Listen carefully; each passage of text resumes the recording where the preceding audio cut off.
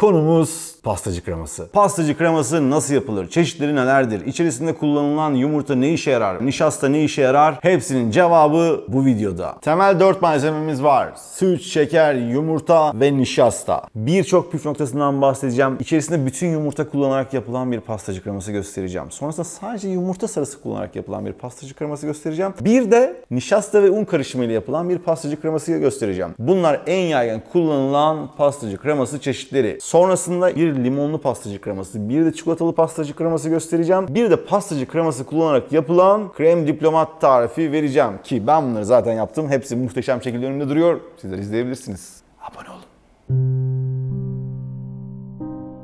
Pastacı kremasını yapmaya sütümüzü scald ederek başlıyoruz. Sütün sıcaklığını biraz daha arttırabilmek için de içerisine birazcık toz şeker ekliyorum. Kalanını yandaki karıştırma kabına ekliyoruz. Aroma olarak tabii ki en bilineni vanilyalısı. Vanilya çubuğu ve tohumlarını kullanıyorum ben. Dilerseniz vanilya aroması ya da vanilin de kullanabilirsiniz ama çubuk tavsiye ederim. Nişasta ekliyoruz şekerin üzerine ve 2 tane oda sıcaklığında tam yumurta ekliyorum. Burada yumurtaların oda sıcaklığında olması çok önemli. Yumurtanın içerisinde bulunan amilaz enzimi ve lesitin işlemini yapabilmesi için oda sıcaklığında olması gerekiyor. Aksi takdirde soğukken işlevlerini yerine getiremezler. Pastacı kremanız kesilebilir. Kıvamı dilediğiniz gibi olmayabilir. Şeker eriyene kadar, nişasta kaybolana kadar çırptık. Sütün kenarında kabarcıkları görmeye başladık. Artık sütün altını kısabilirim. Şimdi yapacağımız işlemse temperleme işlemi. Sütün sıcaklığıyla yumurtanın sıcaklığını eşitlememiz gerekiyor. Aksi halde bir anda karıştırırsak yumurta ve nişastada pişen parçalar olacaktır. Bunlar da topaklanmaya neden olacaktır. Yavaş yavaş ekliyoruz. Sıcaklığı kontrol ediyoruz.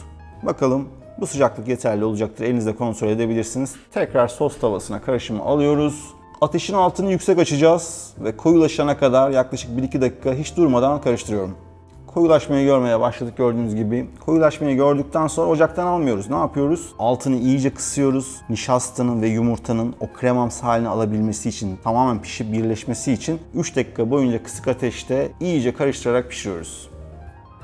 Gördüğünüz gibi ipeksi, parlak, güzel bir pastacı kreması yaptık.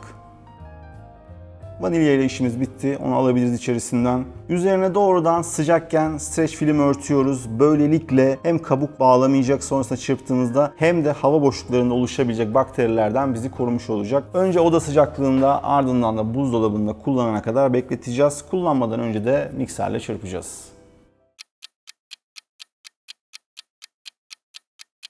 Kremamız tamamen soğudu. Şimdi mikserle çırpıp ilk yaptığımız haline geri getireceğiz. Öncesinde gördüğünüz gibi böyle pütürlüymüş gibi gelebilir size. Koyu halde gelebilir ama çırpmaya devam ettiğinizde ne kadar yumuşak ve pürüzsüz bir hal aldığını göreceksiniz. Daha akışkan bir pastacı kreması istiyorsanız bu aşamada içerisine süt kreması da ekleyebilirsiniz.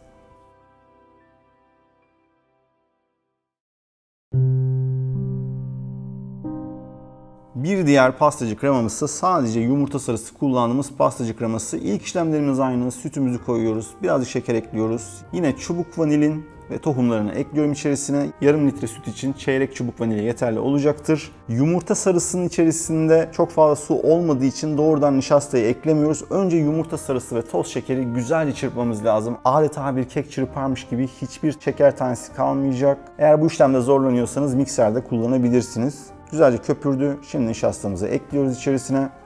Nişastada topak kalmayana kadar karıştıralım. Bakın neredeyse bir kurabiye kıvamına aldı. Dediğim gibi yumurta sarısını karıştırmak epey zordur. Kenarlarda kalmamasına özen gösterin. Yine temperleme işlemi yapacağız. Sütü daha yavaş eklemeye özen gösterin burada. Çünkü yumurta sarısı bir anda pişebilir. Azar azar ekliyoruz ve karıştırıyoruz. Temperleme işlemimiz gerçekleşti. Şimdi karışımımızı tekrar sos tenceresine alıyoruz. Yine altını yüksek açacağız.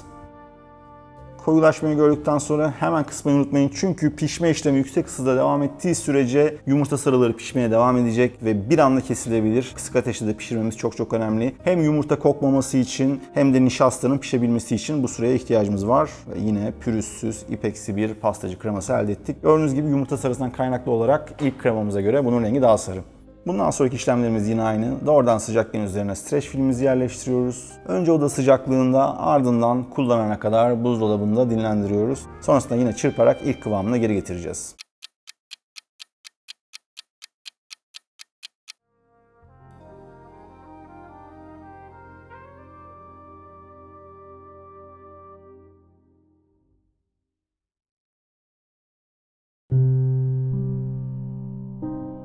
Ülkemizde en çok kullanılan pastacı kremalarından bir tanesi de nişasta ve unun birlikte kullanıldığı bütün yumurtalı pastacı kreması. İşlemimiz yine aynı. Önce sütümüzü scald ediyoruz. Birazcık şeker, kalanını yandaki karıştırma kabına ekliyoruz. Nişastamızı, unumuzu koyduk.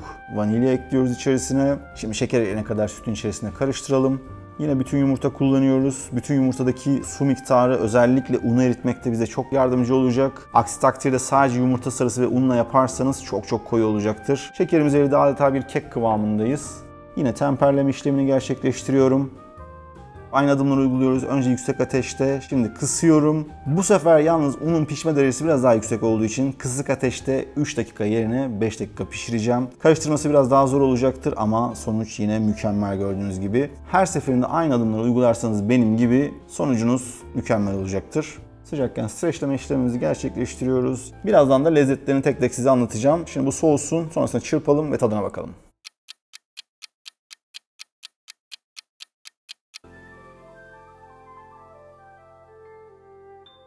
En çok bilinen ve sık tercih edilen 3 tane pastacı kremamız hazır. Şimdi gelin bunların tadına bakalım. Bütün yumurtalı olanla bir başlayalım. Tadına bakalım. Kıvamına bakalım. Bu aslında epey koyu kıvamlı bir pastacı kreması. Dolgularda inanılmaz işe yarıyor. Tekrar donup tekrar çırpılabilir. İçerisine tereyağı yedirilebilir. Krem peynir eklenebilir. Çok işlevsel olduğu için ben genellikle bu kremayı kullanıyorum. Hem tadı daha hafif oluyor diğerlerine göre hem de kıvam olarak çok fazla çeşitlendirilebildiği için ben genel olarak bütün yumurtalı olanları tercih ediyorum. Rengi de epey açık oluyor.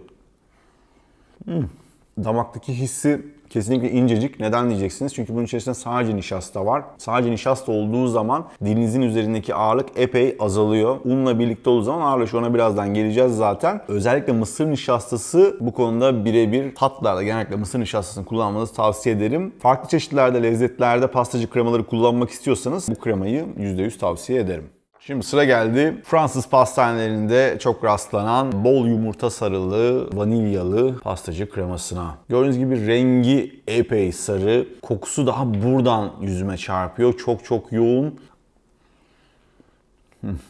Bu çok zengin bir pastacı kreması. Her lokmada ekstra lezzetin tadını çıkartıyorsunuz. Yumurta sarısından kaynaklı dilinizin üzerinde epey böyle kalın bir yağ tabakası var. Farklı versiyonlarında içerisine ekstra tereyağı da eklenebilir. Bu da aklınızın bir köşesinde bulunsun. Eklerler için, profiteroller için muhteşem bir dolgu kreması diyebilirim. Ülkemizde de çok tercih edilen unlu ve nişasta olan pastacı kreması. Bunun da rengi aslında ilkine çok benziyor çünkü içerisinde yumurta sarısı miktarı aynı. Dokusu birazcık farklı. Epey açık bir rengi var undan kaynaklı. İlki daha koyuyken bu birazcık daha açık kıvamlı.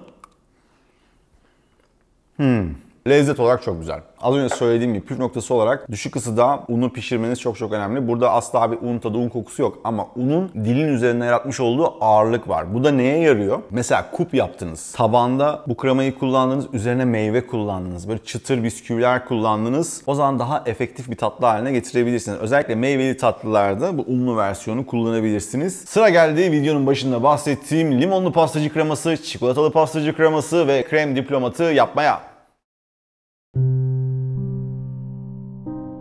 İlk pastacı kremamız çikolatalı pastacı kreması. Ben her zaman için nişastalı ve bütün yumurtalı olan pastacı kremasını tercih ediyorum. Sütümüz aynı miktarda ama çikolatadan biraz şeker geleceği için şeker miktarını azalttım. Bu sefer vanilya yerine aromatik olarak kakaoyu kullanıyorum. Yine nişasta, şeker ve bütün yumurtayı güzelce çırpacağız. Ama öncesinde şekerimiz ve kakaomuz eriyene kadar karıştıralım.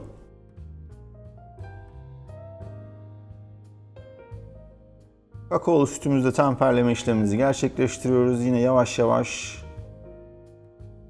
sıcaklığımızı arttırdık. Zaten köpüklenmelerin kaybolduğunu gördüğünüz anda koyulaşma başladı demektir. Koyulaşma başlayınca da hemen altını kısıyorum.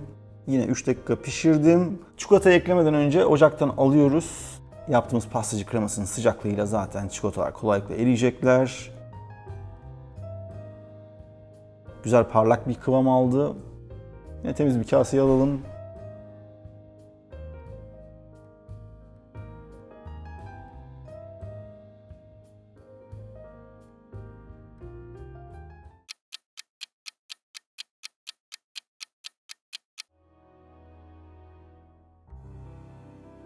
Gördüğünüz gibi ipeksi adeta sürmelik bir krema gibi şahane bir pastacı kremamız oldu. Bütün pastalarınızı bununla şenlendirebilirsiniz. Sıra geldi limonlu pastacı kremasına. Burada iki püf noktası var. Birincisi aromatik olarak limon kabuğunu kullanıyoruz. Limon kabuğunun sadece sarı kısımları, asla beyaz kısımları gelmesin. Yoksa acılık verecektir. Limon suyu da kullanacağız. Ancak limon suyunu pastacı kremamız pişip soğuduktan sonra ekleyeceğiz. Diğer kısımlarımız aynı. Sütümüz kaynıyor şu anda limon kabuklarıyla beraber. Ve ben de bütün yumurta ve nişastayla şekerimi güzelce çırpıyorum. Temperleme işlemini gerçekleştiriyoruz. Şimdi tekrar ocağımıza alıyoruz. Karışımı yüksek ateşte çırpıyoruz. 3 dakika pişirmemiz yeterli. Burada limon suyunu koymamızın sebebi ilk başta koyarsak sütümüzü kesecektir. Sonrasında sıcakken koyarsak da kremamızı kesecektir. O nedenle kremamızın tamamen soğuması gerekmekte. Önce oda sıcaklığında ardından buzdolabında soğutacağız. Sonrasında çırparken de limon suyunu ekleyeceğim.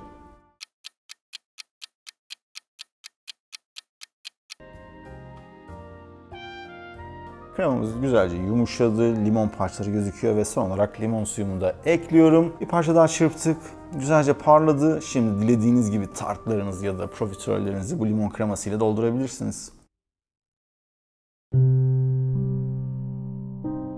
Sıra geldi pastacı kremasını kullanarak yaptığımız krem diplomata. Yarım su bardağı kadar süt kremasını mikserle güzelce köpürtüyorum. Daha şekerli bir tat istiyorsanız içerisine birazcık da pudra şekeri ekleyebilirsiniz. Azar azar pastacı kremasını dilediğiniz kıvama gelene kadar yedirebilirsiniz. Ben burada birazcık daha dolgularda kullanabileceğimiz hafif akışkan bir krem diplomat yaptım. Sizler bunu çikolatalı, limonlu ya da dilediğiniz aromalı pastacı kremalarıyla da yapabilirsiniz. Şimdi bunların tadına bakabiliriz.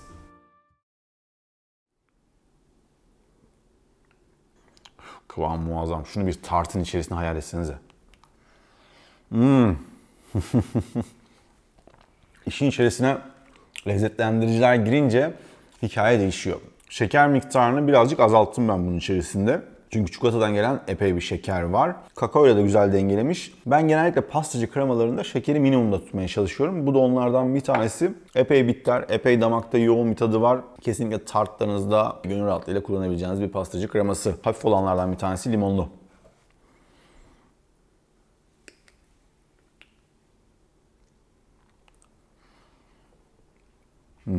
Şimdi diyeceksiniz ki limonlu pastacı kreması ile limon kreması arasında ne gibi farklar var? Limon kreması bambaşka bir şey. Neredeyse tamamı limon suyundan yapılan tereyağlı, yumurtalı, bambaşka kulvarda bir dolgu kreması. Bunda limon bir aroma olarak, nasıl vanilya bir aroma, burada da limon bir aroma. Yani içerisinde bir ekşilik çok fazla yok. Son anda eklediğimiz için ekşi, evet damakta biraz ekşilik bırakıyor ama asla bir limon kreması gibi limon değil. Aksine daha çok böyle hafif bir limon esansı veriyor. Yine limonlu tartlarınızda bunu kullanabilir. Limon tadı artsın istiyorsanız üzerine şekerde pişirdiğiniz limonları dizebilir. Muhteşem bir krem olarak bunu da kullanabilirsiniz. Benim favorilerimden olan krem diplomata geldi sıra.